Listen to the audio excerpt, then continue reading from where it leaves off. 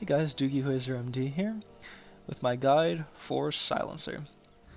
Silencer plays best in the role of a support, a lane support.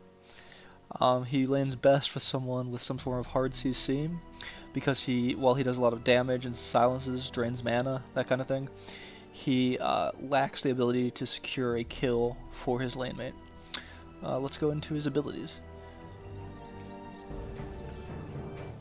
His first ability, his Q, Curse the Silent, places a dot on the opponent that drains health and mana until they cast a spell.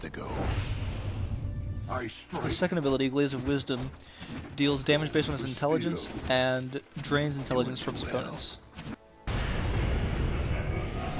His third ability, Last Word, places a debuff on the enemy that, once it expires, silences the enemy and disarms them. It can be forced to expire by casting a spell. If a spell's cast, it does not apply the disarm. You're mid.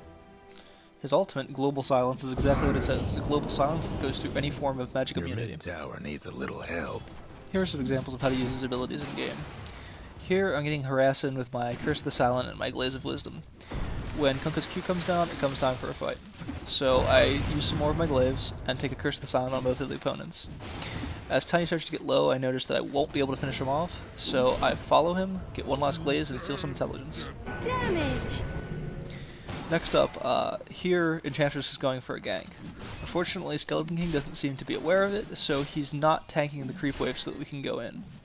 So we're just kind of sitting back here, and when she starts to initiate on them, I go in, trying to get as much pure damage from my Glaze off as I possibly can.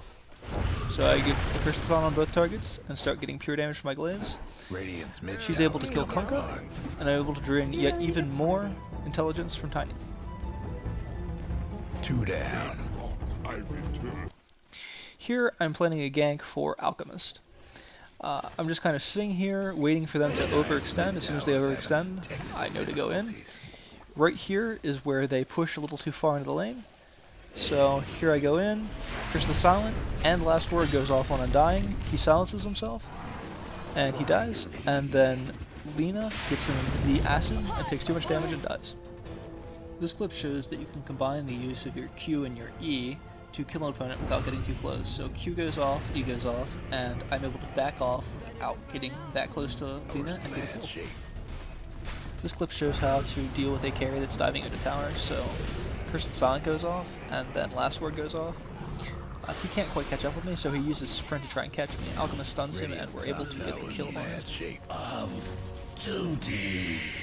Right here, Lion and I are planning to pick off one of their team members before a team fight, so we stand in this area with the trees where they don't have any vision, waiting.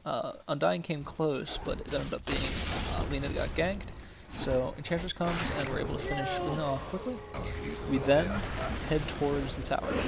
Here we are at the tower. You'll notice that I'm kind of weaving in and out. I get some pure damage off my Glaze, I go out whenever I get focused by Kunkka, then I come back in.